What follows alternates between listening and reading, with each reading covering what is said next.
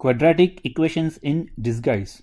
Sometimes some equations don't look like quadratic equations because they don't have the typical x squared term that you expect to see in them, but still there are certain equations that are actually quadratic equations even though they don't look like. So we will illustrate this using a couple of examples. So let us try to take square root of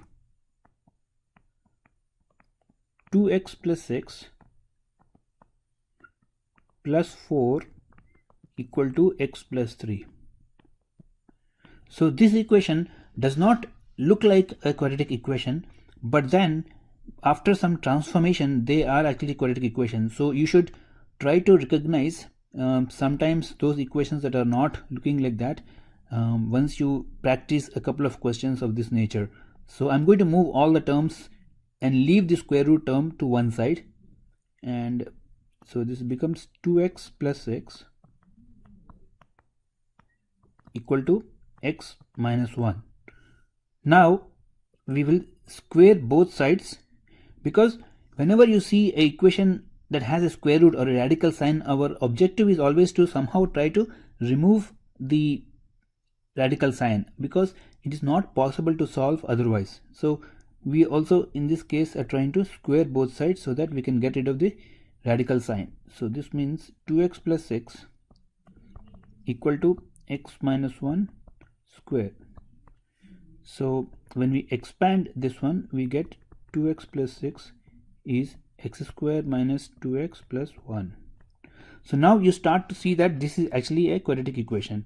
So now moving all the terms to one side, we get x square minus 4x minus 5 equal to 0. And we can use factorization method and solve this one like x square minus 5x plus x, because minus 5 plus 1 makes it minus 4, and we get this one. So let us try to factorize this by taking the common terms. So we get x minus 5 is common, and we get two factors, x plus 1 and x minus 5 equal to 0. So our solutions are x equal to minus 1 and 5. But there is one more catch that you should know, that which is you should always substitute these answers or solutions that you got back to the original equation so that you can check if this satisfies. So we will try to see that and see what happens. So when I substitute for minus 1, so let us substitute for minus 1. So we get 2 into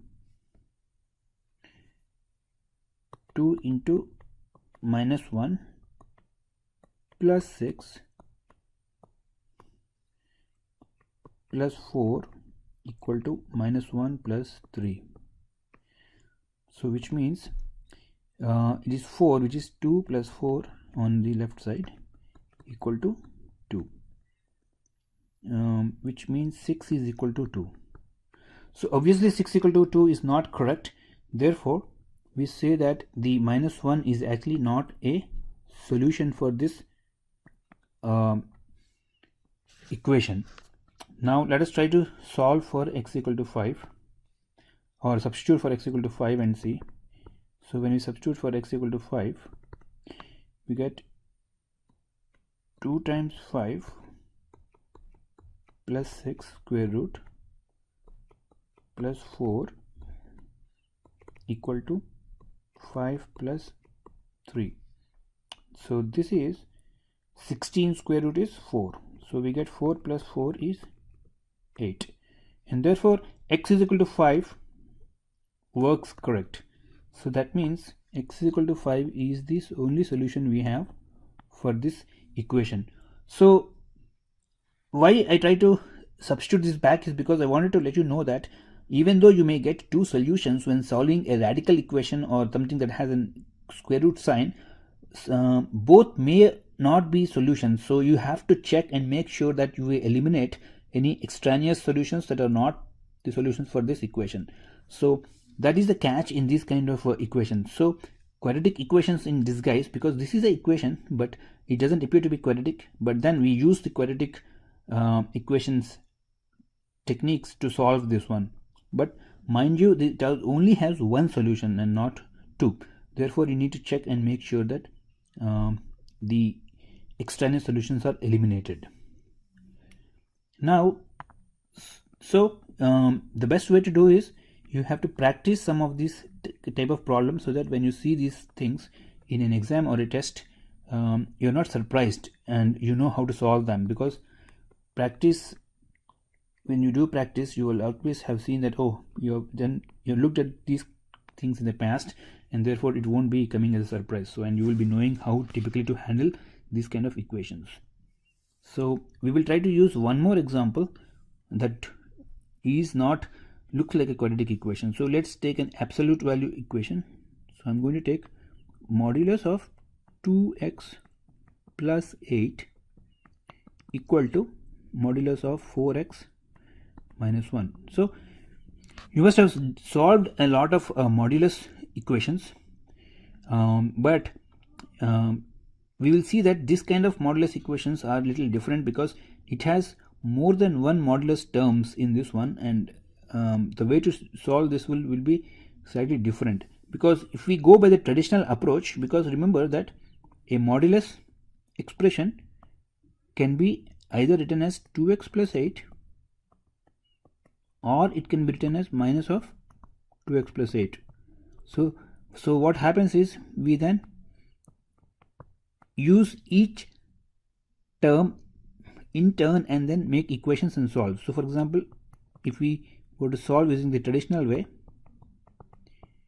we will end up with 4 equations. So let us write them so that, but we're not going to use that. We are illustrating that this is not the right way to do when trying to solve for this one, because it is very tedious and complicated, and you have to do a lot of algebra for having to solve all of them. So that means you have to handle all these equations to get the solutions. So 2x plus 8 equal to 4x minus 1. So you have to solve this one. Then you have to solve for 2x plus 8 equal to minus of 4x minus 1, and then the other one is, third one is minus 2x plus 8 equal to 4x minus 1, and then minus of 2x plus 8 equal to minus of 4x minus 1. So you have to solve each of these linear equations in turn and then find all the solutions that you would get. And so this process becomes very complicated because you have to, see all the combinations and then try to make sure that you don't forget to get any solutions that are part of it. So instead of doing this way, we are going to do in a different way, and let us see how. So remember that a modulus means positive value. That means anything inside the expression inside the vertical bars is positive value. So what we're trying to say is that 2x plus 8 is a positive quantity because modulus, that is the definition of the modulus. So what we are going to do is we can actually square both sides. That means let us actually use the blue pen to solve this one. So to keep the spirit of the modulus, what we can do is we can square, because remember in algebra we can apply any operation on both sides of the equation. So I'm going to use 2x plus 8 whole square equal to 4x minus 1 whole square.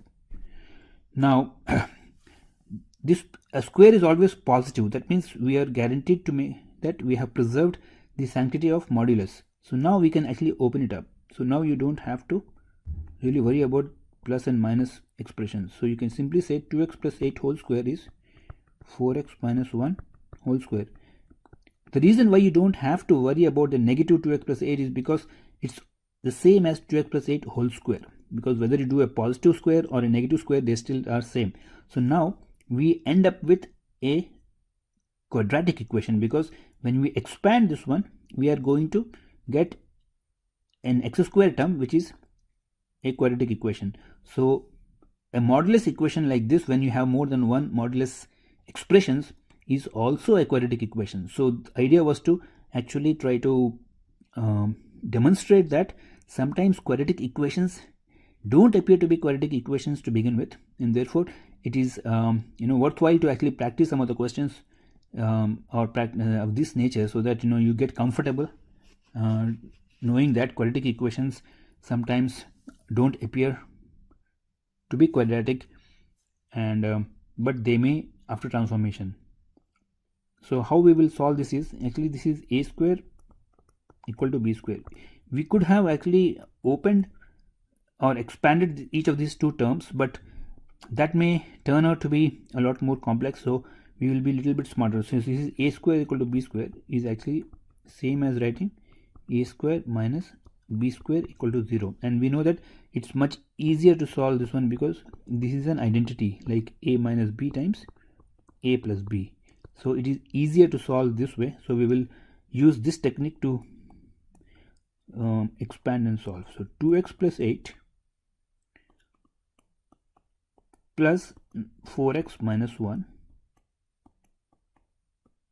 times a minus b, which is 2x plus 8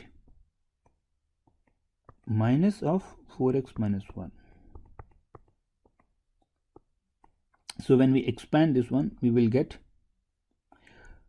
6x minus 6x plus 7 times this is minus 2x